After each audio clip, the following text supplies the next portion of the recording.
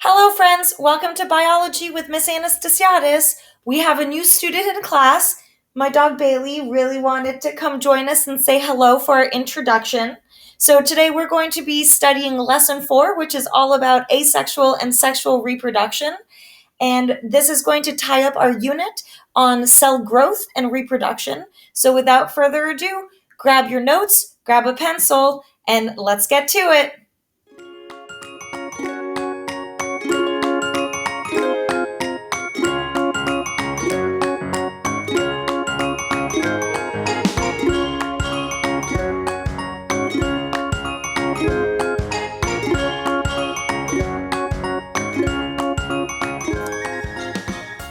So today we're looking at Lesson 4, Asexual and Sexual Reproduction, and this ties together our unit where we've discussed cell type, cell theory, mitosis, meiosis, and so now we're seeing how organisms actually use all these processes to reproduce. So asexual reproduction, what is it? It's the production of genetically identical offspring from a single parent. So it's when one organism will divide or will create another organism that's an exact replica of it. And there's a couple of different ways that organisms can reproduce asexually. So there's budding, which is when a new organism develops as an outgrowth of the parent organism. So an example of this are hydra, which are illustrated in the top right image on your screen. So here you have your hydra in picture 1, and there's a tiny little outgrowth that's coming out. And then in image 2, you can notice that this outgrowth is getting bigger and bigger until finally in image 4, it pops off and is really just a mini version of the original parent. So that is the concept of budding.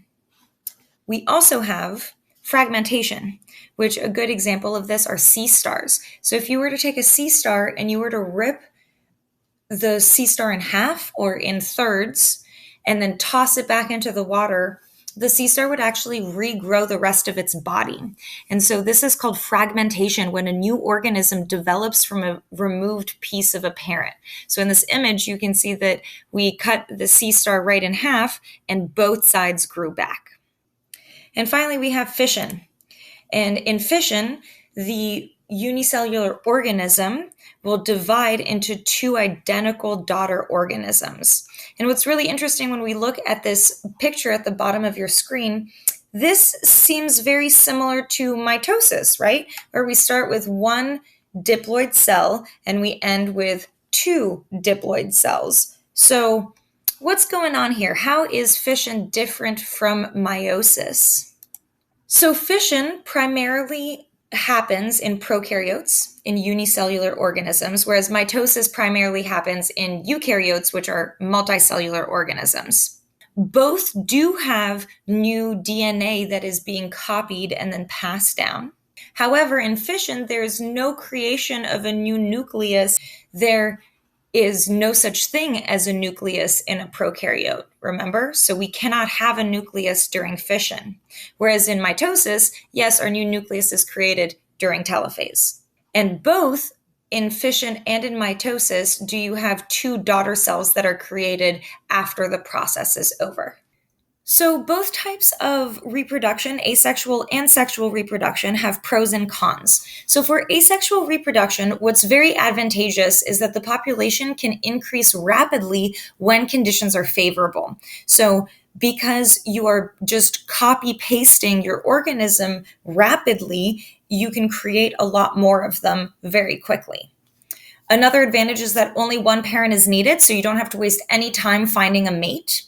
It's more energy efficient because, once again, you don't have to spend time going out into your ecosystem, into your habitat, and trying to find a mate to then go to a location in order to have an egg that is fertilized by your other gamete, et cetera, et cetera. That takes a lot of energy for organisms to do that. And then once again, it's faster than sexual reproduction, both because you don't need to find a mate, but then also just the process itself is a lot faster because you're just making a copy of the parent organism. Asexual reproduction also has its disadvantages. A big one is that it doesn't have any genetic variation. Since you're just making essentially a copy of the parent organism over and over and over again, they're all the same. They're all genetically identical. So, really, that species may only be suited to one habitat because if the climate changes at all or the habitat changes at all, there's no organism in that population that would be able to withstand the change because they're all the same. And so, similarly to a change in climate, if there's a disease that comes in, it would ravage that population because the individuals don't have any variation in order to possibly withstand this disease. If it kills one, it's going to kill them all. So now we're going to dive into sexual reproduction. And what is sexual reproduction?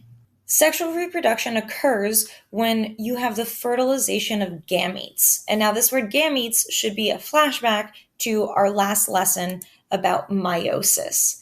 And the process of interphase, meiosis, and cytokinesis is called gametogenesis. And what that means is that it is the production of haploid cells that are called gametes. Remember, that's another word for sperm and egg that are used in sexual reproduction.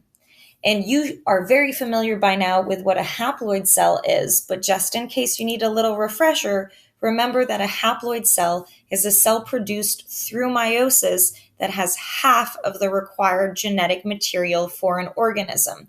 So, for example, we as humans have 46 chromosomes, so our haploid cell would be a cell with 23 chromosomes in it. And for sexual reproduction to occur, fertilization needs to happen. So fertilization is the process where your gametes fuse to produce a diploid cell. So remember, our gametes are our sperms and our eggs, and if your sperm is a haploid cell with 23 chromosomes and your egg is a haploid cell with 23 chromosomes, when they fuse, they will make a diploid cell with 46 chromosomes, which is the number of chromosomes that you need as a human being. And so remember, diploid cell means that it's a cell with your full complement of genetic material. So just like asexual reproduction, sexual reproduction has pros and cons.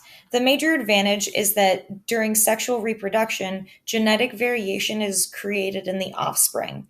And remember, during meiosis, and specifically during prophase 1, that's when crossing over can occur, and that's where we get our genetic variation.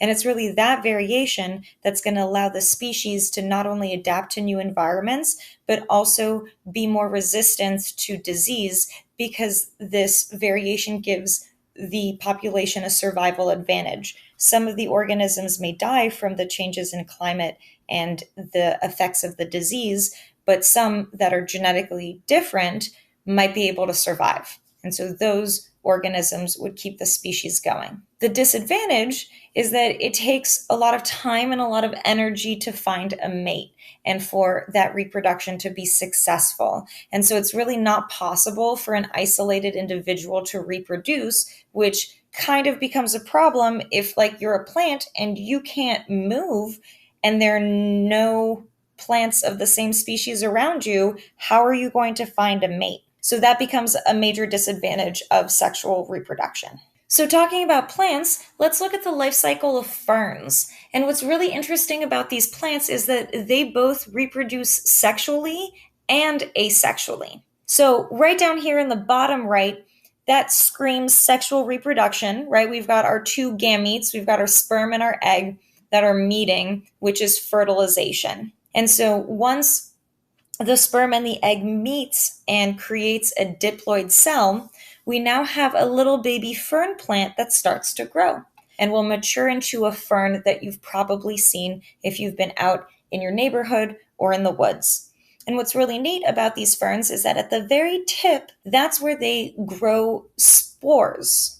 And spores are basically your gametes. They are sex cells. But what's interesting is that this gamete, which is now a haploid cell, when it lands in the soil, a fern will still start to grow.